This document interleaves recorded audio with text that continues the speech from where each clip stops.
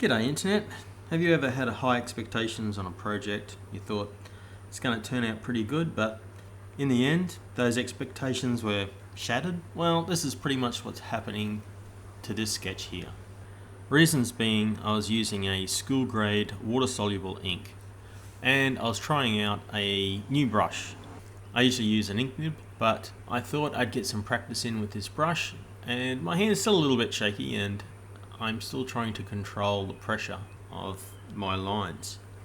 As you can see, they're a little bit wonky, but that's all part and parcel of the experiment.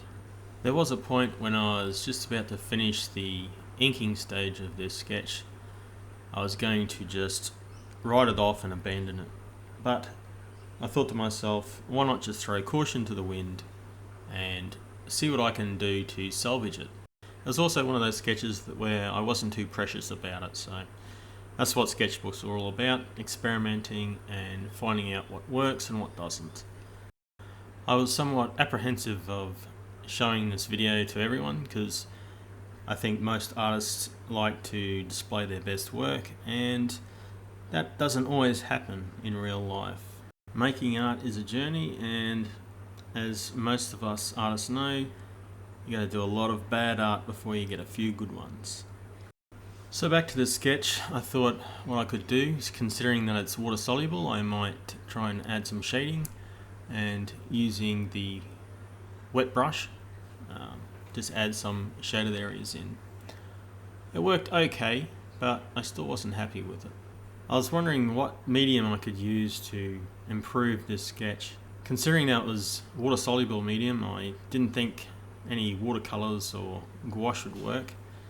So I was just wondering what I could use. I was thinking of using ink, but that would still make the initial ink here just go everywhere like a watercolor. Then it dawned on me, I might just use a biro, a ballpoint pen and some gel pens. So that's what I did. I don't normally use biros or pens in my normal day life, so I went through my drawers and grabbed all the ones that I had lying around and went to town on it, not really caring how it turned out, just enjoyed the process. I think that's the beauty of not being too precious with your drawings, especially when you're just experimenting. You don't seem to care too much how it turns out, and I think it was a good learning experience.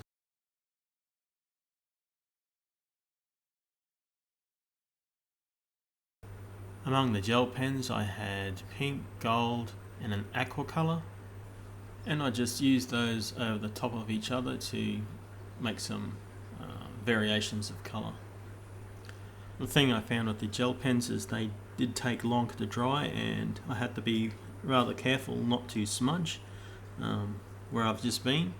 I did actually end up smudging a part of the drawing with the gold gel. That particular pen seemed to take forever to dry. Maybe I put it on too thickly, or I didn't leave enough time for it to dry properly. One of those things you learn by experience.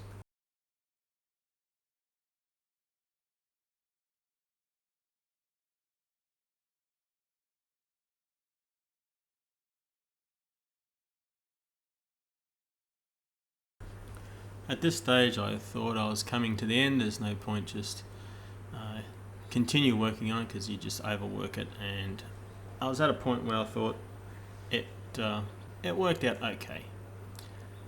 And my daughter said that I had worked on it way too long. Maybe she was right, but in the end I certainly learned a valuable lesson. So if there's anything you could take away from this video, is that bad art can produce some good learning experiences, even though it can bruise our egos.